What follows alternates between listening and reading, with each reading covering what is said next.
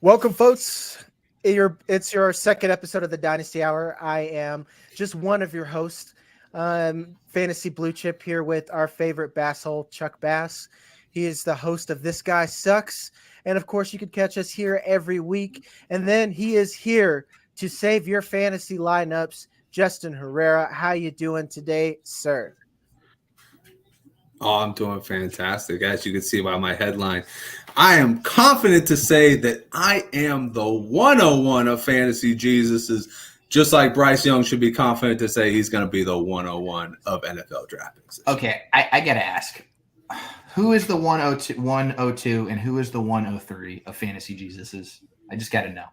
I think we just got to rank them as deities at that point. Like I don't think there's so much a Jesus as there might be a Buddha or there. I was wondering if there was going to be like a Vegas Strip version of the Fantasy Jesus who's in Toledo right now trying to get his podcast up and running, and he's just giving out shit picks left and right. yeah, exactly. He's not at the MGM. He's at one of the further in town freaking Las Vegas casinos, Las Vegas casinos. Man, I'm trying to lock down the Scientology deity. It's fucking wild, and they make a lot of money. So tax free, baby, tax free. You're good to go. Head down to Clearwater, Florida. You'll be running the joint. Oh my goodness. Speaking of Florida, resident Florida man, we're hopping into our news and shenanigans. Please. Aaron Rodgers finally happens, folks. What? Aaron, it happens. It actually did. And now that it actually happened, it's almost like Avatar 2. We waited so fucking long, and then now that it's actually here, it's not that good. And I feel like everyone got fucked over. Like the actors, us as the audience, yes. No one's happy about this. Like I feel like the Jets overpaid. Justin, you want to take this one because I got too much to say. So actually from the Jet side, I'd be very happy if I were them. You only got to take 15 million of the cap. You exchange 2 picks worth, right? And then at the end of the day, it's a second round pick and he's already talking about possibly staying for another year. So you give up a first round pick for 65%, but guess what? You move up, you get that town excited again. And if you're the Packers, I mean, shit, you possibly get 2. I mean, you don't get 2 first-round picks. You just swapped one. But you have the possibility of getting another one.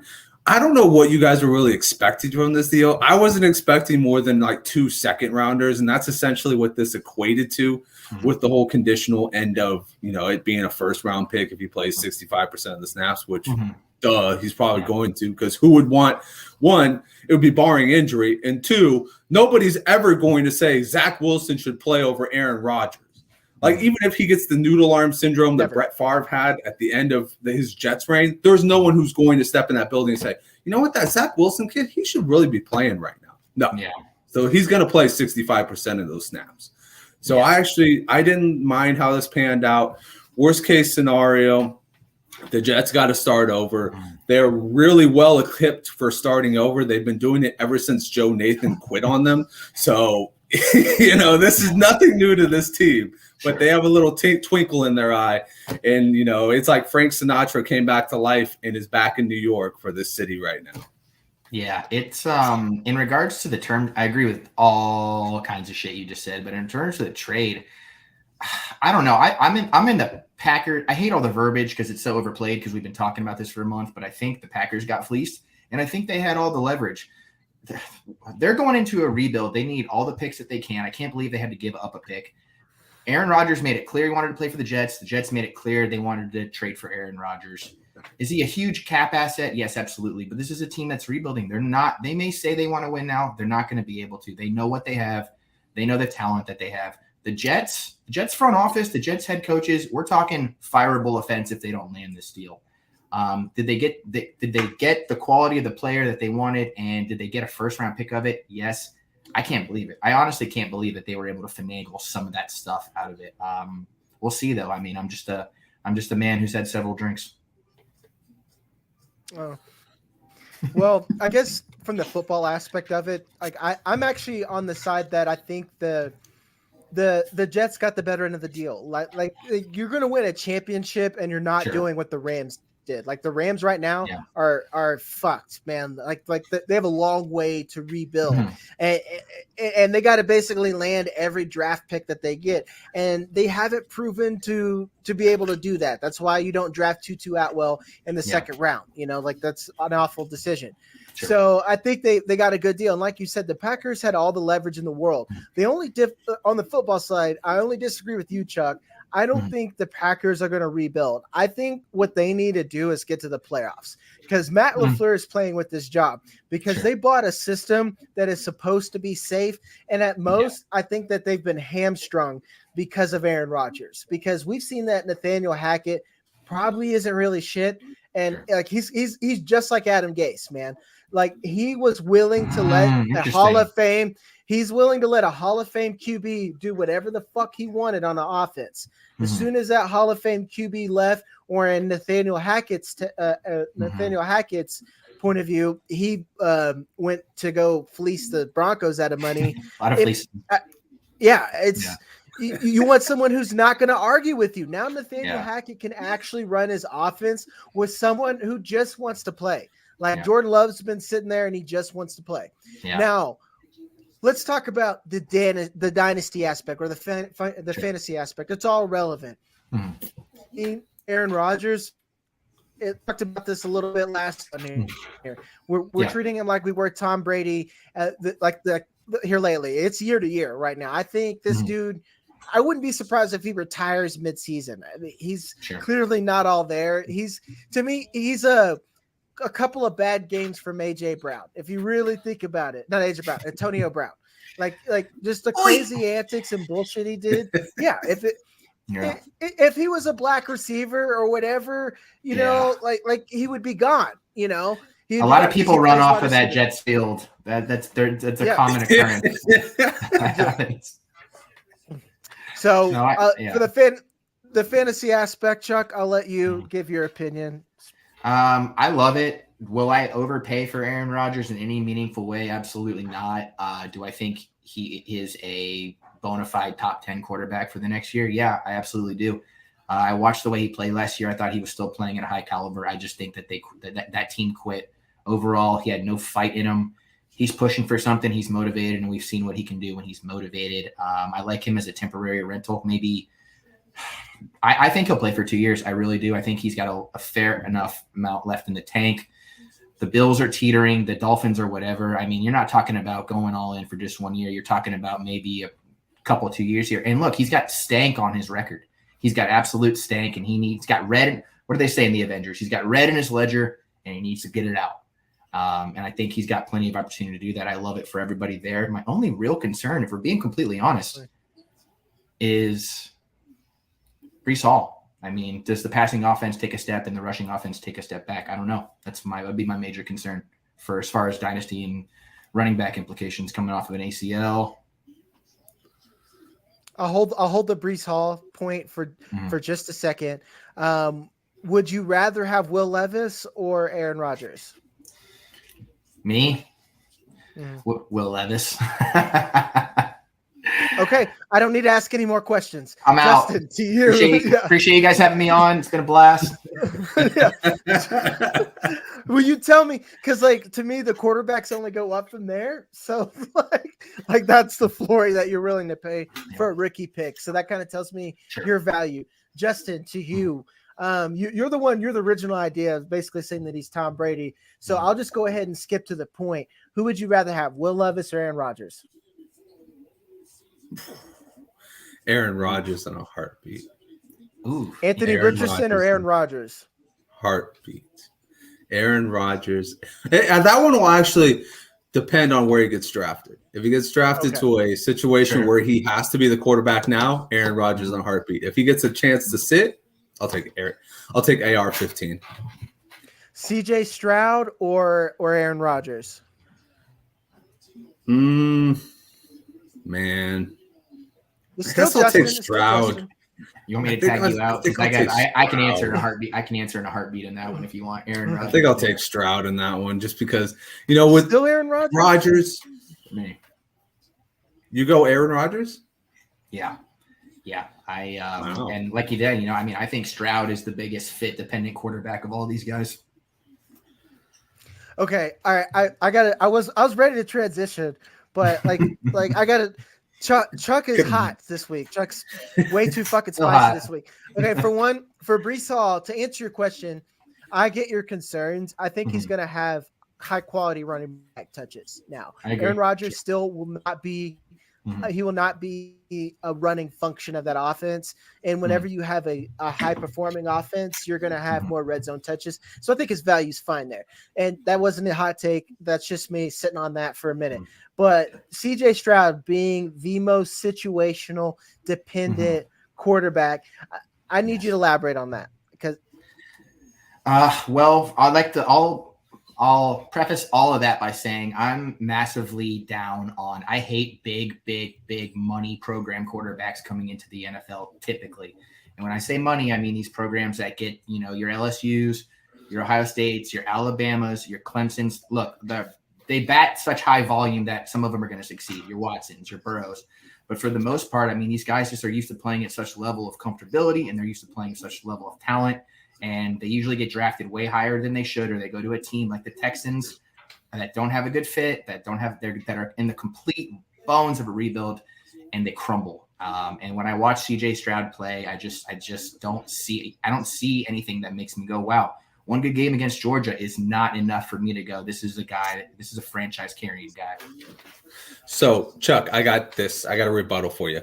Please. Once you get past the Texans, it's all teams that have weapons ready to go. The Colts, you got Jonathan Taylor, you got Michael Pittman. You even got a plethora of gigantor tight ends there. You got the Lions, you've got the Seahawks, you've got the Raiders, you've got all these teams that seemingly have fits. So say Bryce Young goes, say the Texans dip on the idea of a quarterback. Yeah. Do you like him if he lands in any one of those four teams that I told you? Yes. Do you like him over Aaron Rodgers? Over Aaron Rodgers for dynasty purposes, yes, and I'll tell you why that is. That's a great. I'm glad you pushed the needle on this one. I don't even know if that's an expression. I like Seattle because that's a team that I think has gotten maximum value out of the quarterback position, despite the potential limits of who the quarterbacks may have been over the course of a better decade. I trust what the Lions are doing. If they've gotten this out of Jared Goff, who I do not think is that good of a quarterback, then I absolutely trust what they could do with CJ Stroud. I'd love for him to go somewhere where he can. I don't think he can't bloom. I just think it's the hardest for him to bloom of all the major four. So do you think he's at his ceiling coming in? Is what the real question is. Jagger, were you about to say something? Because I want to think about what you just said, Justin. I think Justin's hitting on something. I think people need to be realistic about CJ Stroud's ceiling, both as a player and as a fantasy asset. He has to be Joe Burrow to be a top 10 receiver. He doesn't really offer that rushing floor, and that means he needs to be throwing touchdowns at a high rate. Like, that's just math, people. It doesn't I understand the football of it. He could offer a team a lot of value, but as far as your fantasy team, maybe not so much. And his ceiling, like I said, it could be Dak Prescott. It could be Joe Burrow, meaning that he could rush a little bit, but he's not he's never going to be Josh Allen. He's that'll never happen. And you need to be realistic about that. That's all I was going to say. Sure. And I pretty much would hammer both of those points home. I agree completely. I've seen coaches turn guys that I never thought were going to be that good into guys that are 10-year starters. I'm not saying, I don't want it to be misconstrued that I think this is somebody who's going to be a bust. I just feel more strongly about the other three prospects, just overall. Yeah. Okay. This is interesting. I guess it's pivoting slightly to I'll save the Stroud banner for later. The final point, and then we'll leave it be. What are your thoughts on Garrett Wilson? Do you think he is the dynasty wide receiver through now?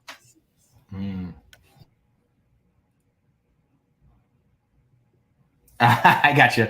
I absolutely freaking love Garrett Wilson to the moon. I don't think that there's going to be a price tag that is too high, minus maybe Justin Jefferson or Jamar Chase. I publicly support George Pickens as the best wide receiver from that class, but I privately invest in Garrett Wilson as much as I possibly can. I insider trade the shit out of that.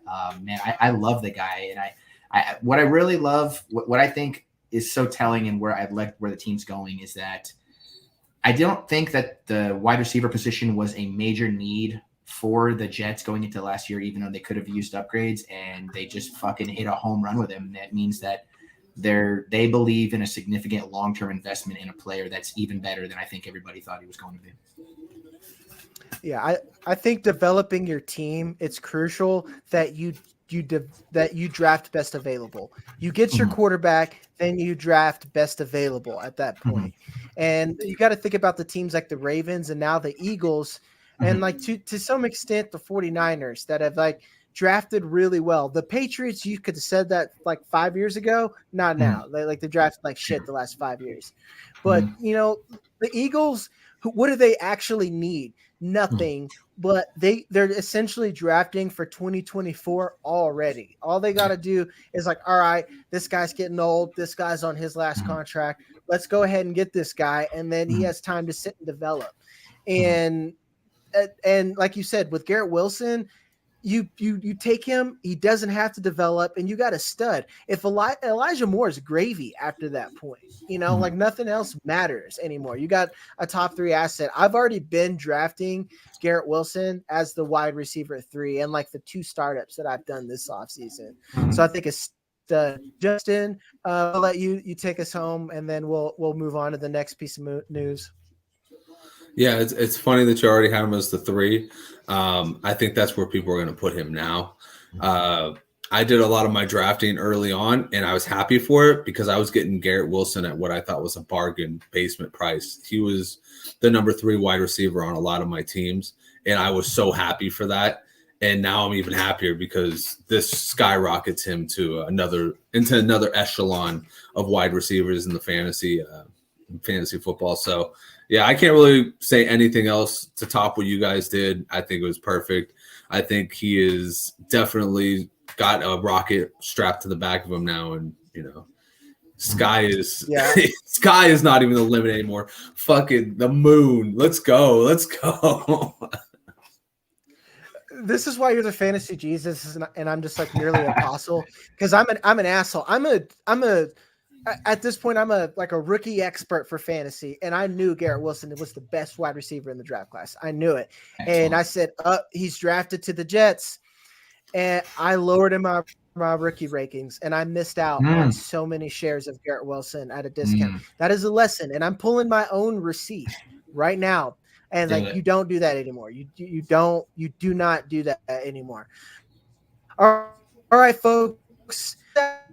Actually a bit, because I feel like he's been overvalued at this point, but Jameson Williams gets suspended for 6 games for betting on another sport might have you. So it has, to me, there's no point shaving or affecting the game at that point, but for another sport.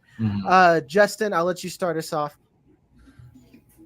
Yeah, there's some crazy rules out there. They got him for college football because he was betting when he was in the facility. Like, what? Like, what does that even mean? Stupid. But I guess that's what the whole 6-game suspension was, is he wasn't betting directly on the NFL. So, you know, kudos to you. I hope you won some money because you probably won't be getting paid for 6 games. But, yeah, I mean, I don't know. For Jameson Williams, I still like him as a talent. I think, you know, the worst case scenario is he's going to come in the way he did last year. And hopefully that means that, you know, we'll get to use him a little bit more because he'll be up to speed by championship week instead of, you know, trying to catch up. So, I mean, what are you going to do? You got enough money. Why are you betting? And if you're betting, why aren't you using somebody else's account? Use your nephew's account. Make one for your cousin. Do something else, bro. Like, I don't know what's going on here, man. Like, why do all these guys got to be putting a lot of money on like college games and stuff like that if you know you got a firsthand view of it when Calvin Ridley got suspended for a whole year? Like, come on now. Come on. What are we doing? It's absolutely painful. There's nothing that an NFL player can do at this point that will make me go, I can't believe he did that. But I honestly, I can't believe he fucking did that. I really can't. But I mean, as far as like what this season looks like for him and his value to the team and his value to the franchise, I mean, I'm honestly still relatively high on him. I mean, his role and his projected success, I think, will be 200% determined by the draft and what the team decides to do and how much they value that second wide receiver position. They didn't bring back DJ Chark. Their only significant signee was Marvin Jones. And I mean, I love Marvin Jones, but when we all know what he is at this point, he's basically a wide receiver vulture. So I feel pretty great about him. If the Lions can ride the storm, I basically think what he's going to be for that offense, I think, is basically like a broke-ass version of what Jalen Waddle is for the Dolphins. Amon-Ra is still going to come in, high target share, and still absolutely, rock the rock and be the representation of the Lions, philosophy as a player, tough, rigid, makes the hard catches. But I mean, they just need that extra spark plug, and it looks to me like they are going to welcome him back as that asset. Well, you guys are way more optimistic than I am because, like, let's be honest. He's played, I think, 12 plays in the last. It's not great, Bob. It's not great, but I could be wrong. So for that, I'm going to bring on our injury expert, Brian Scott. Perfect.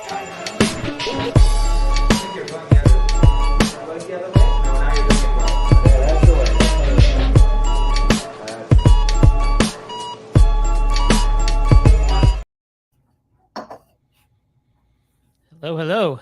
What's up, Brian? How we doing, gentlemen? Excellent. How are you doing? I'm good. I hear the Jameson Williams discussion was the hot topic.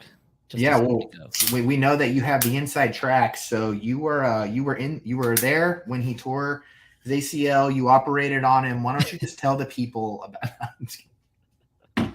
Yeah, it went smooth. Everything came out great. Now, listen. Actually, this is going to help him. Not that he was in a bad spot anyway, because he actually came back and did play. I think, was it 6 games last year? Didn't do much, but he played. Sure. Now just he'll have an additional 6 games to rehab some more and get even more ready. And if you look back historically, and this has been proven statistically too, ACL injuries, especially at the receiving position and the running back position, those guys take about 2 years to really get back to where they were and to then also get past that point of potential re-injury. OBJ was the classic example of what could happen if you don't get until you get past that two-year mark. He re-ruptured and then had to have a second procedure. And, that's what you don't want to happen with these guys when they come back. So Jameson Williams is just getting closer to that 2-year mark. That's actually bodes better for him. Re-injury rates go way down.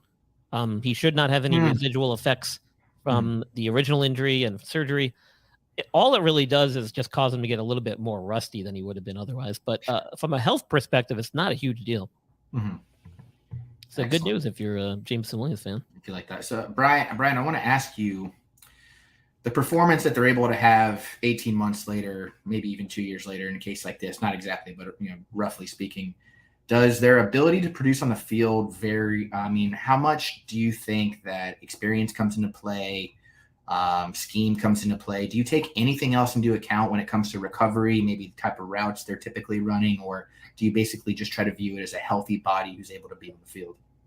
No, I mean, so there's definitely statistically proven things that will suffer up to 18 months, sometimes even up to that 2-year mark. And usually it's the agility and power things, and those can be measured.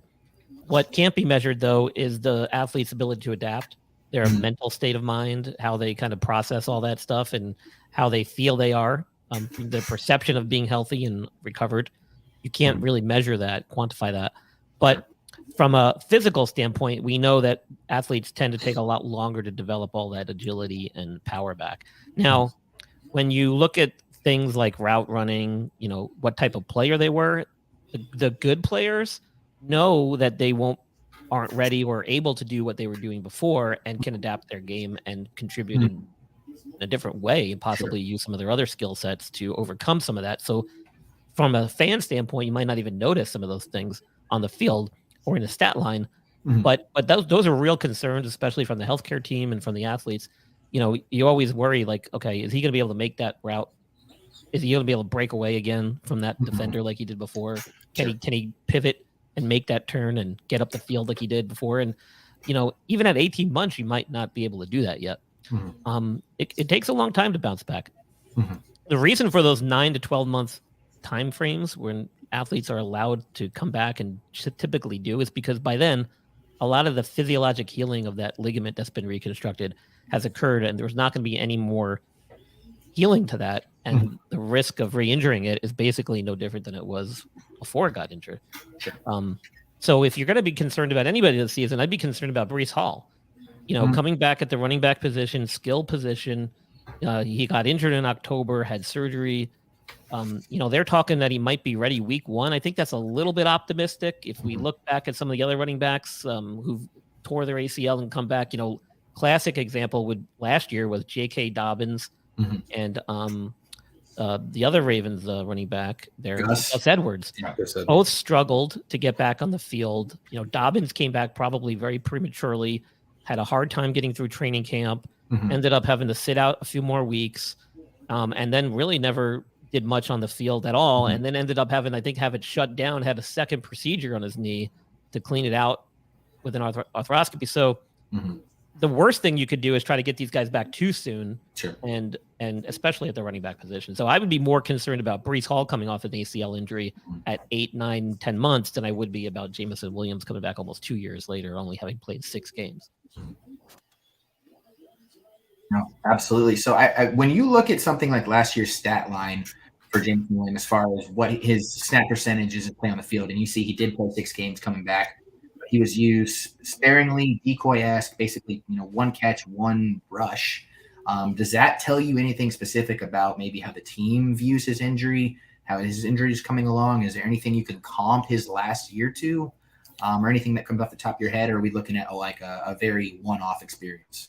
No, I don't think you can really look at anything worth of substance from last year. I think what they were doing, knowing that they really didn't have much going on heading into the offseason or postseason, you know, they were just looking to get him antiquated to the field, get him antiquated to the play schemes, the playbook, get him on the field just to shake off some of that rust so that heading into the offseason, he can really hit the ground running full force and work his way back into that starting lineup and be a big contributor heading into this season. And that's where this whole gambling thing really screws him because, you know, all the work he's done in the offseason now is for naught. So, but as from a physical standpoint, from a health standpoint, last season, I think they did what they should have done with him and take him along slow, bring him back on slow, not expect too much out of him on the field, just get him slowly, you know, reintegrated back onto the playing field and not expect too much in the way of numbers and statistics. But the problem was, the hope was that because this year was when we were really going to need him and expect him to do a lot. And now it's going to be 6 weeks in or 6 games in. Yeah. Excellent. Great. Now, Noted. I will say this. We got the draft starting tomorrow. And every year I usually put out a big draft injury special, pre-draft injury special. I didn't get to it this year, unfortunately.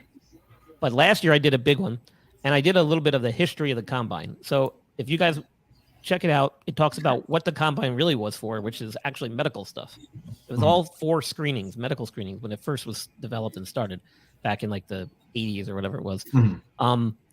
And you will see guys drop their stock heading into tomorrow because of injuries. And you may not necessarily know about it because a lot of this isn't brought to light during the combine because all that medical stuff is kind of tucked away due to privacy laws and issues like that. And you don't talk to the healthcare team that does all the physicals and all the stuff at the combine. So, but trust me when I say you will see some players slip down. And if you're sitting there thinking to yourself, why, it more than likely might tie into some of the medical issues that they found or that players have dealt with in the past that came up during the combine screenings. So keep that in the back of your mind. If you see a player slipping that you thought maybe would go higher than they were projected, it could be for that reason. And so I talk about that in my episode that I did last year. So check it out. And I've got a long list of players this year that are going to be looked at with kind of some skepticism because of some old injuries. And Sean Tucker was one that a lot of guys have been asking me about. Bijan Robinson was another guy, and there's a whole bunch of other ones. But I just want to throw that out there. Draft tomorrow, big day, NFL, and then before you know it, we'll be hitting up the fantasies world. Awesome. Yeah, absolutely, Brian. We appreciate it. My pleasure. Of course. Amazing. Thank you, Brian. All right, fellas. I guess I'll ask Chuck, who would you rather have? Oh, you got clapping going? I do. I got all kinds of applause. Dude, you guys got pre-applause in this bitch. I love it. That was actually people watching outside my window. You didn't hear it? It's like the State Farm live audience commercial, like, honey, please. I'm sorry, Jagger. I cut you off there with the applause. Do you have a? No, man, you deserve it. Like, I'm over here worried about an injury, and then you're giving me like a detailed medical essay of like why I'm a fucking idiot. He's like you're basically like, shut up and dribble, dude. Just let. Nah, not at all. Listen, I base my whole fantasy roster on nothing but the injury history of the players and whether or not I think they're going to make it through an entire season. So if you want to see how that translates into results, just look at me where I stand in the standings, and I'm usually never near the top. So fair enough. So, Brian, before you go, I guess I'll just ask you one question. Yes. Will Jameson Williams be on your fantasy rosters? No, because he's missing 6 games already. Damn. I might pick him up and put him on my bench. Guy. Sure. I might pick him up and put him on my bench. So you're basically saying that he's about to have another rookie year. Yeah, but I mean, essentially, the one thing that you can't train, right? You can never train full speed game-like conditions. You cannot replicate that except for being on the field to play during a game. He hasn't had enough time to do that, and now he's missing another six weeks heading into the second season. These guys are elite. Don't get me wrong. If anybody can adapt and bounce back quickly, it's them. But at the NFL level, so is everybody else. So they're still starting out, under a weight there. So it's going to be a while before he gets into the full swing and we see what Jameson Williams is truly capable of. Sure. Excellent. Well, that's fantastic, Brian. Like I said, we really do appreciate it. That's some terrific insight, and we know you're our go-to when this stuff pops up all year, and it is going to pop up all. Oh yeah, NFL season is my busiest season. I'll be around a lot. Don't worry. Thanks. All right. Take care, guys. Right. Cheers. Appreciate you, Brian. Yep. All right, Chuck. I guess we'll talk. We'll talk about value on Jameson Williams go forward. I'll ask you 3 questions, and then we'll punt to Justin. Please. First one, will you have any Jameson Williams? Yes. 2, and you will. Okay. 2, Sorry. in Dynasty, what are you willing to pay for Jameson Williams? I'm willing to pay a mid to early second. Just how I feel. Also, I'll throw some Elijah Mitchell in there for right. So one man's trash and another man's trash.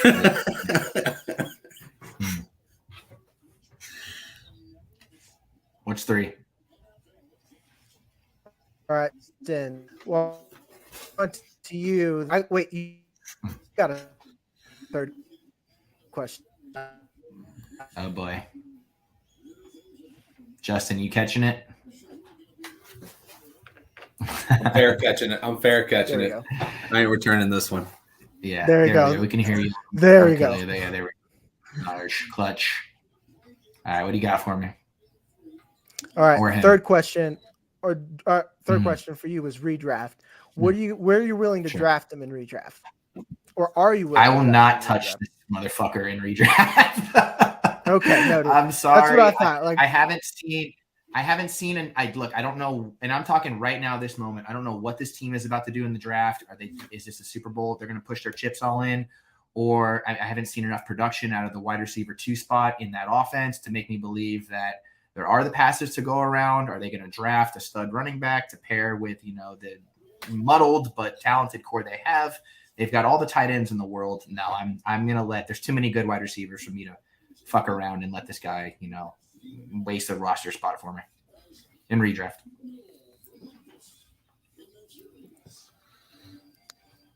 All right. Justin, same questions. Yeah. I'm going to take Jameson Williams in Dynasty for sure. Already have. Gambling and all, already have. What would I value at him in? Maybe a late first round pick. Like if we're talking 10 to 12, I'm already throwing a gamble there anyways on somebody that maybe I'm not so sure about. Why not just throw it on another guy I'm not so sure about, but he's in a good position. And then redraft. I'm a guy who's always down to go get those problem guys in redraft because I'm also the guy to go out and get rookies that I'm like, okay, cool. You could totally be my back end of the year type of guy. So if he falls into that later round, so like I'm talking like he's like 12 to 15, nobody wants to touch him because of the 6-game suspension. Hell yes, I will click the draft button. Because when he comes back and it's about like week 10 and he starts to go off, you motherfuckers are going to be looking on the waiver wire and I'll be like, no, Justin already drafted him for his championship run. Justin, do you have any pets? Yes. Where do you have? I have one Maine Coon cat. Where did you get it? Basically, where I'm at is shelter. Okay, you're a shelter guy. That makes I'm sense. willing That's why to you pay a late first. Yeah. All right, Jagger, you're saying late like first? A late first, essentially. After Josh Downs in a draft, I think wide receivers drop off. So I'm willing to pay even over Levis. I know you like him, Chuck, but I'm willing to pay like a late first, pick up Jameson Williams, stash him on my roster, and then like see what happens because we get to do that in Dynasty. But like you said about redraft, there's no way that you can touch him. There's no way that you can draft him because you like 6 weeks in some. Let's think about like you're in a Scott Fishbowl in 6 weeks, having someone give you no production is the difference between you winning and losing. That's a massive gamble. Some people will take that. They'll draft Jameson Williams, stash him, and they're like, well, hey, if I make it to the playoffs, it'll put me over the edge. But if you don't, that's probably the reason that you're going to miss a cut line or something because those are points that you aren't getting. So to be honest, in redraft, I have to have the perfect draft for wide receivers to where I can have them. Or on the flip side, it has to be worst case scenario where now I'm trying to reach for stuff and I'm trying to put something together and I put my value elsewhere. Sure. So essentially that's where I'm at for now. I definitely feel better after Brian. Again, thank you. After that, we have some slight news. I guess it's actually serious news. I guess it just doesn't matter as far as the difference in fan, but D-Hop potentially being traded to the Ravens. I don't know about the same player that he if you we'll start sound it out. Yeah, let's take a quick second here to just kind of reset. We know we've got the editing capabilities to do so. So Jagger, can you hear us coming through okay? Is everything feeding through okay on your end? Can I hear a skip? Yeah.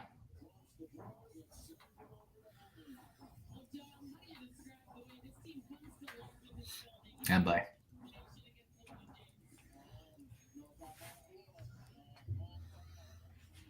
Okay, you're moving okay now. Speed seems like it's coming together. You're moving at a rate that seems. Are we? Okay, I got you. Can you hear me now? Yeah, I can hear you perfectly. Can you hear me now? Your eyes. The ultimate test is your eye movement. I can tell when your eyes are moving at a rate that a humans would move. Yeah, you seem decent now. Okay, I don't know. I don't know what happened there, but essentially, like, I don't know if you guys got any of that. But No, just run it back. You're good. Like, okay, where do you want me to start? D Hop? Yeah. Just go with D Hop. Yeah, with D Hop to the Ravens. To me, it doesn't matter where D Hop is. He's the same as Odell Beckham Jr. with more upside because he's played more games, essentially. Yeah. And I was going to punt it to you, Justin, to get your thoughts. All right, so this one I'm going to fair catch as well because honestly, it doesn't matter if Lamar Jackson's not there. And you know what? Lamar Jackson at this point, whether he gets traded or not, if he doesn't sign on the dotted line, then the Ravens are screwed. Then they're just a running back happy offense that has 2 aging wide receivers and Huntley to throw the ball. So the Ravens really need to get serious and make this move to bring Lamar Jackson in. And then we can talk about what that means for D-Hop and Odell Beckham Jr., which happen to be 2 of the most injury-prone wide receivers over the past, 2-3 years. So I'm not excited about this move. I'm sure there are a lot of Baltimore Ravens fans that are. But, yeah, this really doesn't move the needle for me. No, Makes sense. I was going to say to you, Chuck, go ahead. It's just tough because there's so many variables to the situation still. I mean, let's say you woke up tomorrow and DeAndre Hopkins and Odell Beckham are the starting wide receivers for the Ravens. I mean, it's a shame. They're bringing in a new offensive coordinator. They're trying to absolutely rock things out. They bring Lamar Jackson back. And I got to say, that's some potential legendary stuff we're talking about. This is a guy who has proven what's the go-to example for a stud wide receiver doesn't need high-end quarterback play to produce. It's always been DeAndre Hopkins. It has been for a better part of a decade now. But there is a limit. There is a limit. And it's the same thing about what we just talked about, right, with Jameson Williams. There's too many good wide receivers out there. The bottom floor of a great pass catcher has been risen so much over the last 3 years that I can pick and choose. I can be a little prissy shopper when I'm trying to figure this shit out, and I can play the high card whenever I want. I don't think it hurts Odell if Hopkins comes there. I mean, it's just too much up in the air still. I hate to say it, but there's too much of it. It's a shame that DeAndre Hopkins going to another team potentially doesn't move the needle at all. I agree with you, Justin. Well, in redraft, if anything, I think it raises his redraft value because he has a quarterback that we know that is good and the ball right away. But if you got to think about Dynasty, man, like you said, he hasn't stayed healthy at this point. I can't trust him to stay healthy throughout a season. So, at what point is a team not trusting him? And at that point, that lowers his value as well.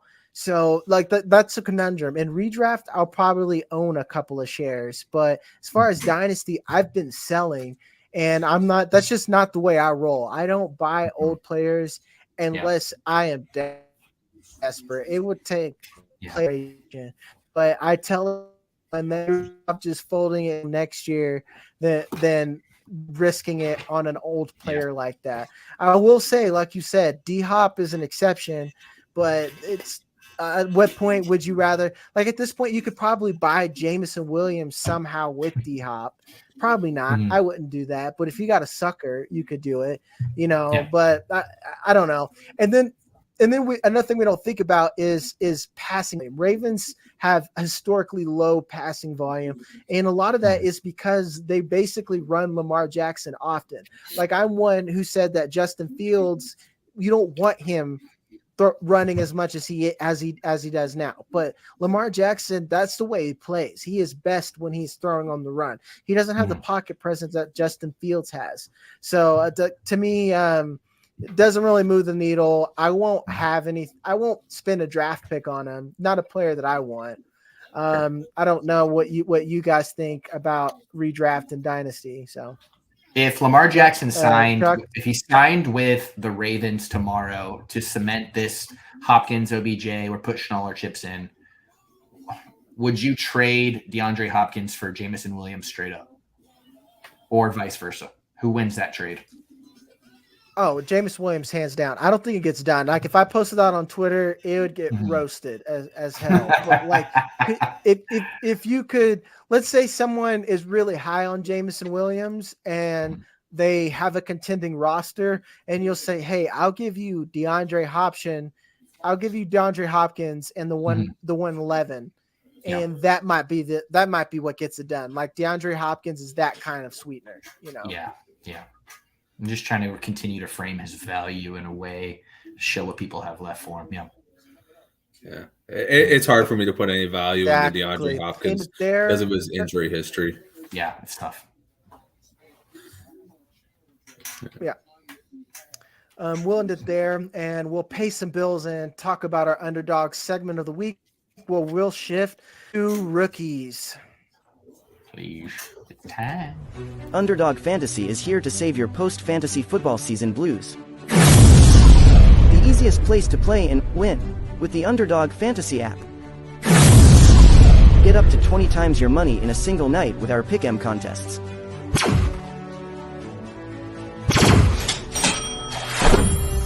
Grab some insurance when setting your picks and win even when one pick fails. Go online now and use the promo code TSS to double your deposit up to $100. Sit gingerbread, good girl.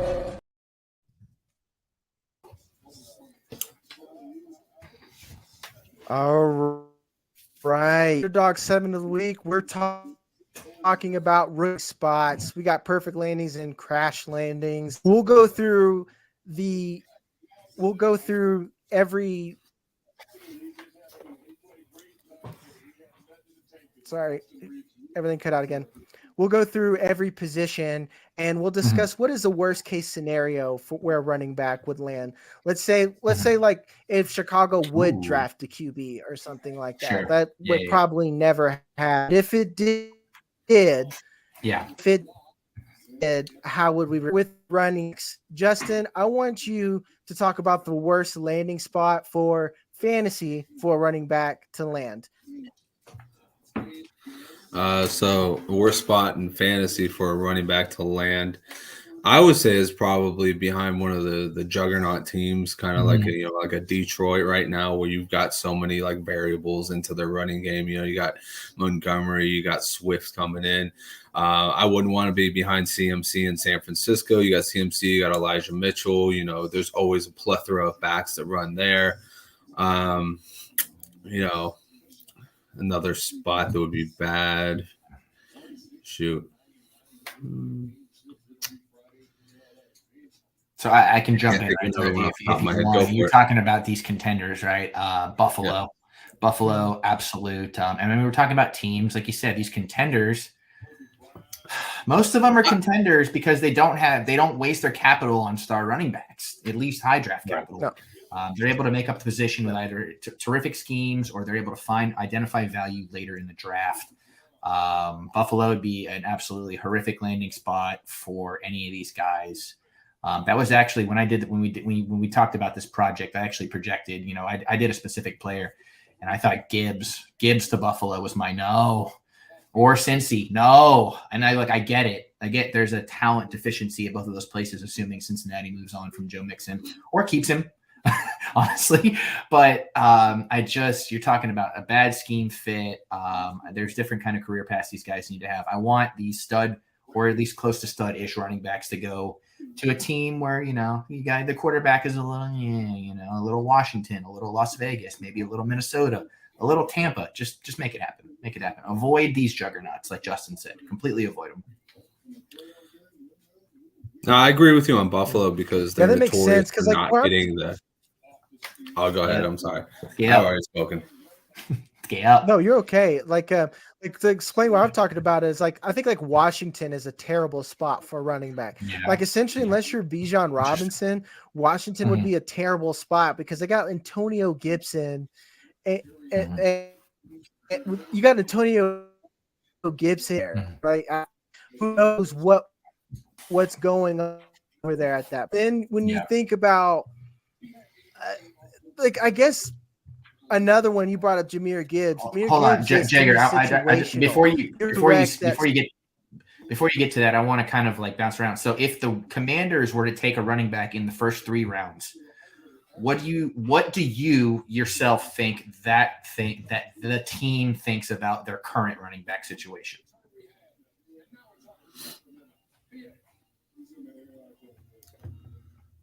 Do you think that changes it at all? Or are we talking about like maybe a 4th or later is maybe a little bit more like I would hate for him to be there, but do you think that if they were to put an emphasis on decent, top 90 draft capital on another running back, that might say they don't believe?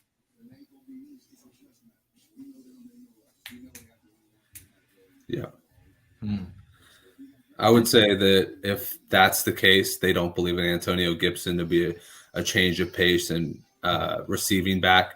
I think that they have faith in Brian Robinson because he is a solid, like, run at you type of a bag. He's a solid type of guy that can get between the tackles. He's not really much with the ball as far as like catching it. But, if I'm looking at that, I'm looking at them possibly going out and maybe getting somebody like a Gibbs would be like an interesting pick for them if he felt them in the 2nd round, because you think about it, he was one of the biggest passing threats for Alabama. So he would be somebody who can maybe supplement what an Antonio Gibson was supposed to be doing, being as how he was a receiver out of Memphis when he was drafted.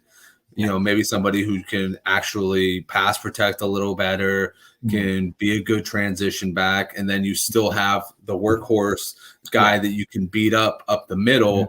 Kind of give Sam Howell some options.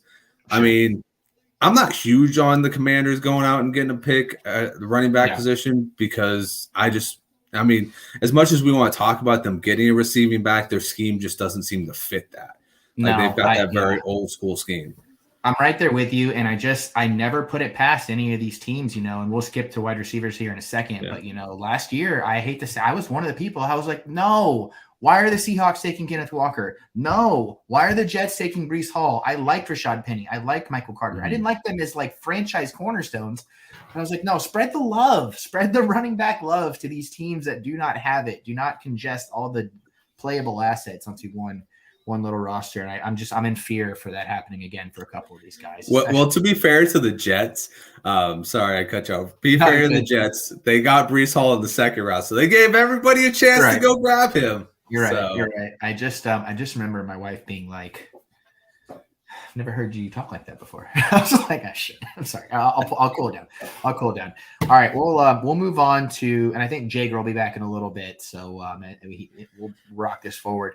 Let's talk about perfect, and then we'll do crash landing spots for wide receivers. So I'll hit one real quick, and then I'll tee you up. So Jordan Addison to the Giants. The video came out today. He would love to play for the Giants. He had this nice, wholesome, homegrown, it's my team. I loved it. It was everything you want to see in a prospect. I do not want him to go there. I want him to be a successful NFL wide receiver. It's amazing that a team that signs so many wide receivers is still in desperate need, and I get it. It makes sense from an optics standpoint, but I just don't believe that he can hit the ceiling that I think he has from a Daniel Jones minimal, A-dot passing attack. It just I would just hate to see it overall. You got any thoughts on that before we get to yours? Yeah, I mean, I think Jordan Addison fits the bill of every wide receiver they have in the building right now. He's kind of more of a big play threat. Darius Slayton. I mean, Isaiah Hodgins is more of a possession receiver, but you can look at Sterling Shepard. All these guys that kind of stretch the field and get injured doing it. What you're saying is they were big play guys, and then they started playing with Daniel Jones and the Giants, and they got fucking – and somehow they all have like new ACLs, like every one of them. Sterling Shepard, I don't know how he's still playing, but applause to that man. Where's the applausatron? This man is still going out there. He's always injured. Exactly. Yeah. But, okay. So who would be your? Let's talk your. So that was my crash. I even skipped my play. Who would be your? We'll flip it. Who's your crash landing spot for a wide receiver? My crash landing spot for a wide receiver would be JSN for the Bears. I know that's something a lot of people are like, the Ohio State connection. Let's go. Yeah. I'll give you another connection. Work with me here, Chuck. Please. Here's a Chicago connection. Homegrown, a guy who can play multiple positions, and he's in a position where they desperately need, because they need to protect this guy named Justin Fields. So why don't you go out and get Peter Skoronski from Northwestern, get the Chicago boy in there, and let's see. You can plug him in at right tackle. You can plug him in at right guard. You can plug him in wherever you want because he's got that type of versatility. Let's start protecting our quarterback. You went out and got DJ Moore. Let's not try and make it flashy. Let's get our hands a little bit dirty. Let's get in the trenches and let's build this thing, Chicago, because we don't want to be where we were, 2 years ago, 2 years later. Yeah. So you're saying that the Midwest produces good offensive linemen? No shit, huh? I like it a lot. No, I completely agree because he could have Jamar Chase, Justin Jefferson, and Garrett Wilson back there. And if he's getting sacked approaching 70 times, some his own fault, most his not. If you actually watch him play, it's not going to matter. So I'm right there with you. I don't want to see those memes this year of like linemen, Jamar Chase, like anybody, the graphic of like that whole thing. I don't want to see any of those with Justin Fields. I completely agree. You got your guy. Don't push the envelope. So and it's kind of like Jagger said. I want to see Justin Fields in the pocket doing some good stuff. When he has to get outside, let him go. But I don't want him running all day long. That just shortens my dynasty value for him. Because if he's running, that means that there's more of a chance that he's going to get hit hard. Yeah. And you see so many of these versatile mobile quarterbacks breaking their legs, and it's just not worth it. No, cuts it short.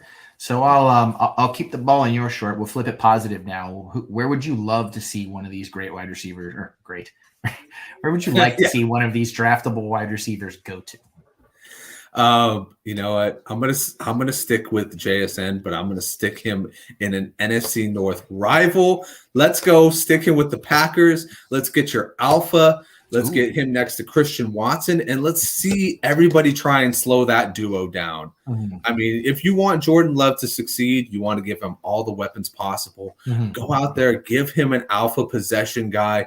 Let him have Christian Watson be the big play guy, and then Romeo Doubs can be your slot guy. And let's just see what you can do, because we all know the Packers are good at drafting late-round linemen. Yeah. So go out and actually draft an offensive player this year.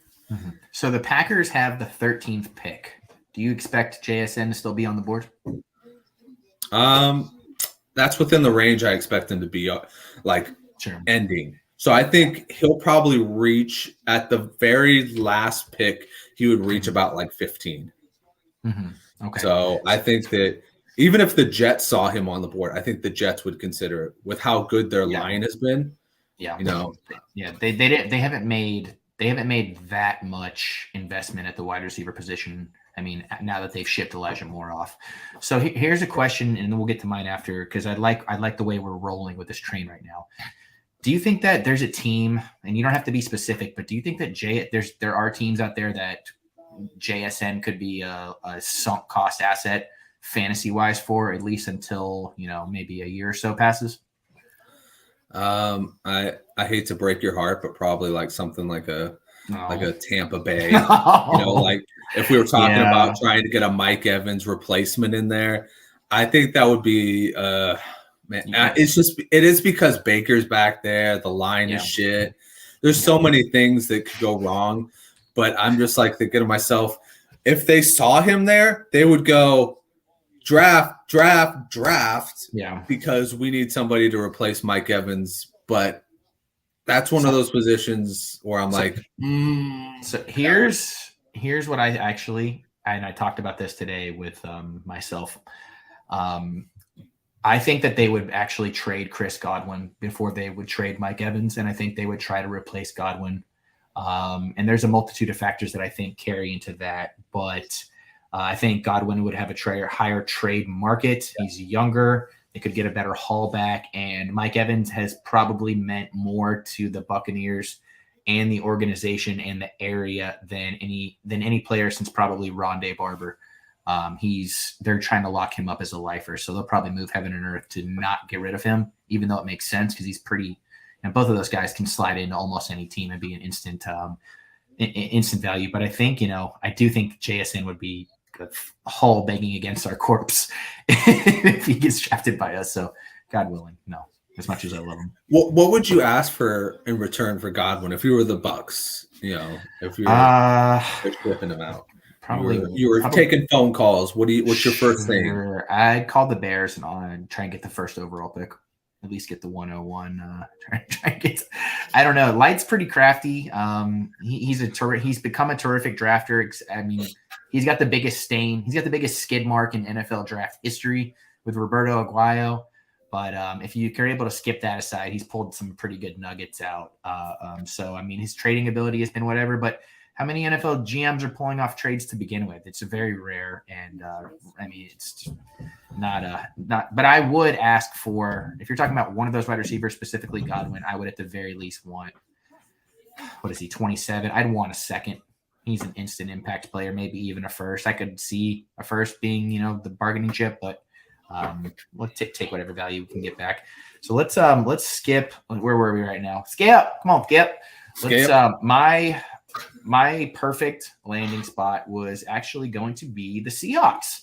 The Seahawks for one of these guys, because I don't think there's really a true alpha outside of JSN in the class. I think that this is a team that's flirted with, and actually had Zay Flowers in here, which I thought would be super high. It'd be a little bit of a reach depending on, when they're able to take him. I know they've got some dancing they can do as far as some picks down the line. But I think he's kind of been the high they've been chasing.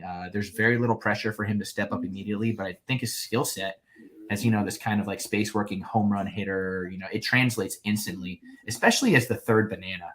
DK is DK. We all love him. Lockett's getting a little older. He's losing a little bit of that.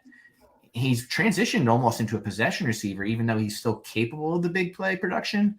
So that's a team that's always valued having two above average, pretty good wide receivers. So I'd love for them to, get that revolving door going. So do you get him do you just say fudge it and go straight for the number, was it 6 pick with him? Is it 6 or 5? They have 20. They have 20 also. They do have the 5, okay, but they have 20 as well. I'm sure with them having the flexibility that they do, there will be some maneuvering going on. But if you're talking about just what I think is an ideal landing spot, I mean, they're the West Coast Steelers. I mean, they coach wide receivers almost as well as anybody in the league. So I just love, I mean, there's all teams that, we want there to be an emergence, Buffalo coming to mind. We want that breakout, somebody come in here and we know what they'll be capable of if they do. But I trust the Seahawks. We talked earlier about CJ Stroud and Fitz, right? I trust them. I trust that team to be able to rock something. So yeah, that's who I would slap for that. You know what I like about the Seahawks? I hate it about them too, because they're a division rival, is they are never afraid to go out and take a specific talent, even if it comes with like character issues or something like that. No. So for me, I'm like looking at it like, yeah, that would be like the perfect fit for them. He doesn't have character issues, but he's just got that infinite amount of talent. And if somebody doesn't need him, they're going to be like, oh, well, we'll take him for sure. Yeah. We'll throw him over here. Yeah. And we'll just let him get better behind DK Metcalf, who is not a carbon copy, but a big play threat just like him. And he can learn how to like really crisp up his route running from Tyler Lockett, who I think could actually fit in, if that scheme worked out, as a pretty nice slot receiver. Yeah. So you're kind of scaring me over here, Chuck. I know, but no, and I don't mean to, because I know you're going to get on, you're going to use your burner tomorrow to get on there and pull up like his arrest record or something. But no, I'm just kidding. But the Seahawks, you're right though. They're like, they're like, dude, we'll take guys who don't even have hands. Like we can beat you with our coaching and with our scheme and with our character and our culture. They've been a rock for a long time, and I'm waiting for that rock to be grinded into dust. Don't get me wrong, as a fellow NFCer, but I mean, hey, until they prove otherwise, their train's rolling. Yeah. Pete Carroll is made out of nothing but granite and bubble gum. That's all it takes. That's gonna survive the apocalypse. It's just gonna be him chewing under some fucking rock formation. All right, let's end this segment with some quarterback landing spots. And if you don't mind, I'm going to take the lead here because we've been dancing around it all segment. We already covered CJ Stroud, so I'll, CJ Stroud to the Texans was my ideal not landing spot because we talked about fit, him, going from the weapons they had in the protection they had at Ohio State and the scheme and everything to the Texans. And if I hear the Texans, I truly don't think that they should, they're going to have a top pick next year. I don't think they need to waste their time. They've clearly committed to a long rebuild, and that's all been litigated. We all are in this. So I'll skip to what I'm very excited for. I'm very excited for this, Justin. You have no idea. I stopped the car and I got honked at behind me at a light. The light was green and I still had to get my note off. My ideal landing spot is Will Levis to the Baltimore Ravens. Can you believe it? How you like that one? You think anyone's ever said that sentence in their life? I don't think Ozzie Newsome has ever thought that before. Well, let's get this to whoever his secretary is banging. Let's get this out. Is it Eric DaCosta that is the GM now? Is that who it is? Taking over, but still, we all know Ozzie's still running the show. That's who we have to go to if we want to pipeline this. You know what? I love your boldness for Will Levis. I don't have it.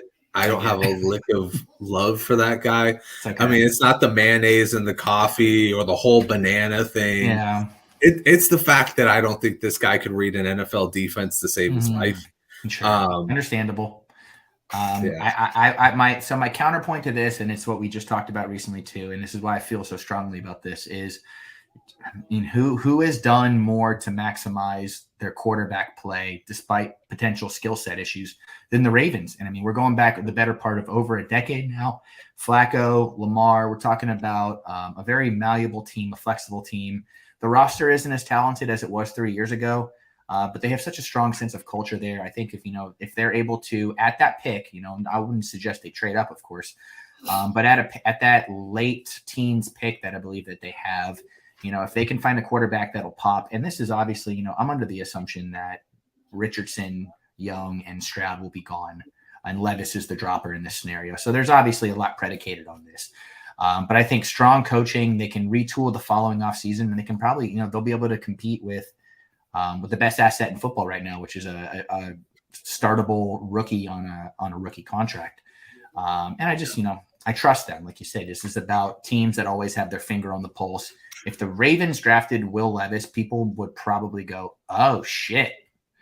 It's a gut instinct kind of thing. I'll give you that. Culture-wise, the Ravens have it, and the Ravens have always been kind of like the Eagles, a really good developmental spot for rookies. They get the best out of the players that they draft. So I will give you that. I will not put my reservations for I will not have my reservations for Will Levis put aside for this. He, to me, is the worst of all four of the quarterbacks. Oh no, I hate to hear it. You said you didn't even say I won't. You said I will actually, not, which is when I knew that you're about to drop the hammer on this. Yeah, exactly. The passion's coming out when I start bundling up the English here. But I'll say this though, I would take Hendon Hooker as a Ravens GM over Will Levis. Wow. It's just it fits a little bit better. Okay, so you're leading. I tried to avoid this, and I didn't put Anthony Richardson here because I guess I just wonder, is the modern athlete going towards that kind of skill set? Yes, it is. But, maybe they're just kind of tired of the bullshit and they just want to switch it up a little bit. I don't know. This is just the fantasy world that this is just the 1% path that I'm imagining them go down. But you're right, though. You're talking about fit. You're talking about schematically and what the team has been good at recently. Hooker, absolutely. Can't disagree with that. Yeah. Well, I got one for you because I know we're running a little bit short on time. Yeah. I'm going to say my perfect fit, I'm going to throw this out here, is Anthony Richardson going to the Las Vegas Raiders. And I'll tell you why. It is beautiful. I'll tell you this. The Las Vegas Raiders have nothing but great offensive weapons for this guy. And Jimmy Garoppolo is notorious for at some point throwing 3 interceptions in a game. Yeah. So if he sits behind Jimmy for 6-7 games, Mm-hmm. gets kind of a little bit of hold of the offense, Jimmy has one of those, hey, look, that's the Jimmy Garoppolo we know games. Yeah. He comes fair. in. Yeah. He's throwing to Devontae Adams. He's handed it off to Josh Jacobs. Oh, hey, there's Jacoby Myers single covered because everybody wants to double up Devontae Adams. And worst comes to worst, here's Hunter Renfrow over the middle. I think that would be a match made in heaven. And like I said, they have him on a 2-year deal, so Jimmy's not going anywhere. No. They're going to make sure that he is there to either teach or play. And I think that Anthony Richardson could really use a good teacher. Yeah. And, Jimmy Garoppolo has done that for the past 3 years. It seems like he's been teaching his protege. Yeah. So you're Jimmy Garoppolo. You're like, what is with these Californians and drafting my backup? Like the second I signed this lucrative contract, Trey Lance, Anthony Richardson, guys, like, I got to get back to Boston where they don't put up with this nonsense. He's like, Josh, I thought it was going to be different. Liar. We had a deal.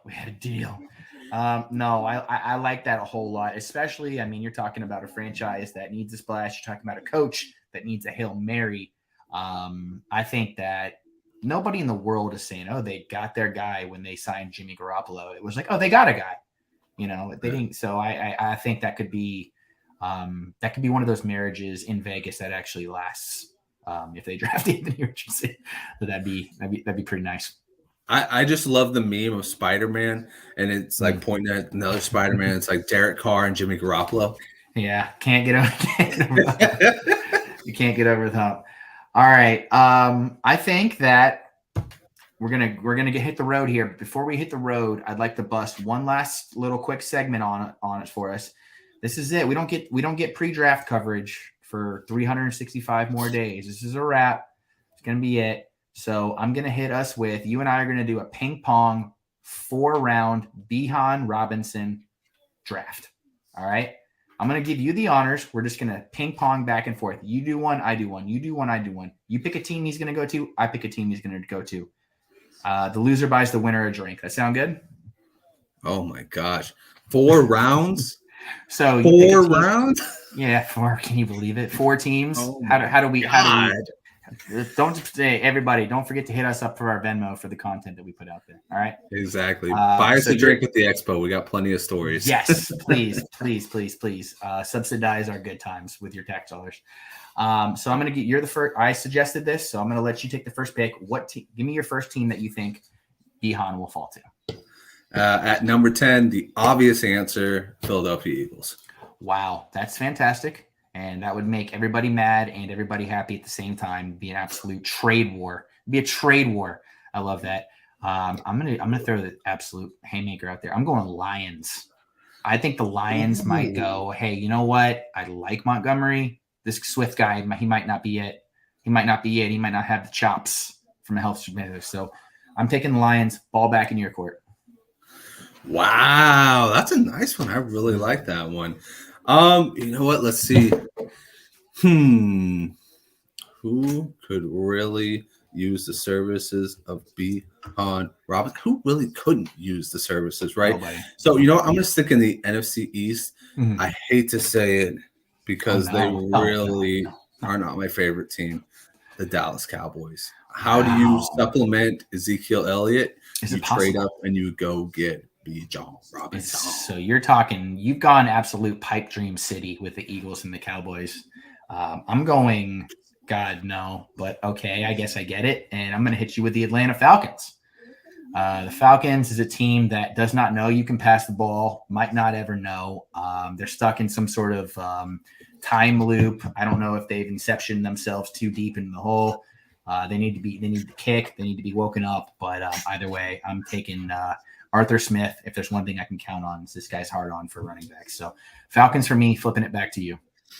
Yeah. One thing you can also count on Arthur Smith is that he really cares about our fantasy teams. More than anybody. I can't think of anybody else who cares more. Oh, I love it.